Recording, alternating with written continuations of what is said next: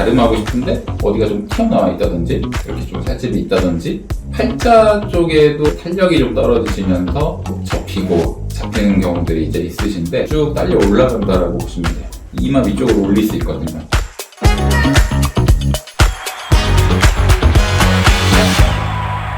원장님, 30대가 되니 피부가 처져서 웃기가 어려워요. 웃을 때마다 팔자주름이랑 투턱이 심해지는데 좋은 방법 없을까요? 처지는 것들에 대해서 개선하는 거는 리프팅 한다 그러잖아요. 처지는 기임에 대해서는 초음파 리프팅, 울세라라고 하는 시술을 권장을 드립니다. 울세라 같은 경우에는 이제 아까 초음파 리프팅이라고 얘기를 했는데, 초음파는 피부 안에 깊숙하게 들어가는 성질이 있거든요. 그 깊이 들어가는 애를 어디다가 초점을 맞추느냐에 따라서 깊이를 우리가 원하는 깊이를 타겟팅을 할 수 있어요. 처지는 것 같은 경우에는 피부 근막층까지도 타겟팅을 할 수 있는 초음파 리프팅이 적합하다라고 생각하시면 됩니다.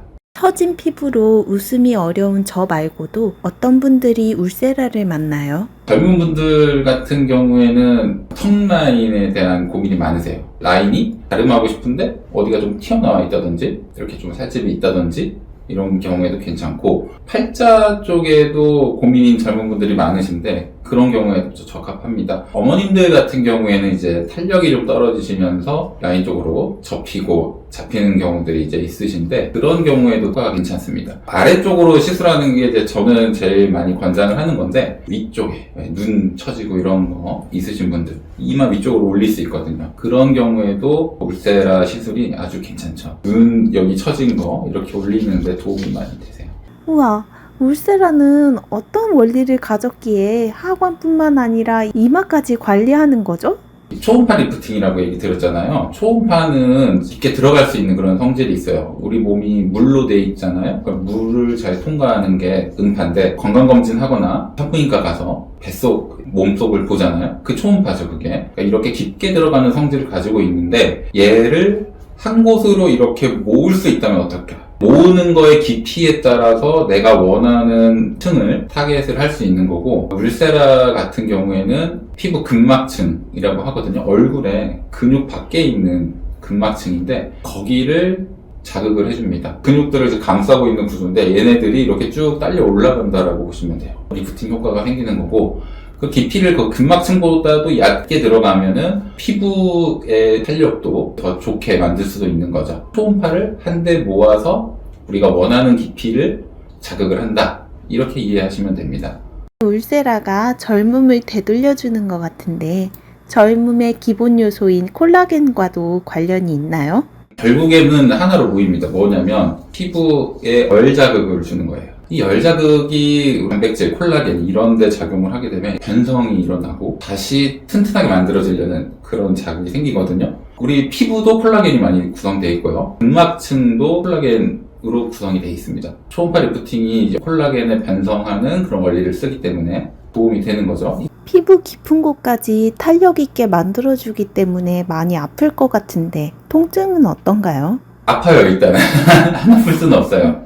이게 안 아플 수는 없는데, 최대한 이거를 덜 불편하게 도와드릴 수가 있는 거죠. 초음파 리프팅을 할 때, 다 연고마취 정도로 시술을 한다라고 돼 있어요. 근데 막상 해보면 이거 가지고 좀 부족합니다. 왜냐? 초음파는 깊게 들어가는 성질이 있는데 이 마취 연고가 사람마다 깊게까지 마취가 안 되는 경우가 있어요. 특히 뼈 닿아 있고 이런 부위는 쉽게 통증을 느끼거든요. 주사 마취로 깊숙한 곳에 마취를 좀 충분히 해드리면 크게 불편함 없이 시술 받을 수 있게 도와드리고는 있어요. 시술을 해보면은 아픈 구역이 사실 정해져 있어요. 그리고 특히 턱 라인 이쪽이 많이 불편하신데, 턱 라인 쪽을 리프팅 하는데 도움이 된다 그랬잖아요. 그럼 여길 또 열심히 해야 되거든요. 아픈데 열심히 해야 돼요.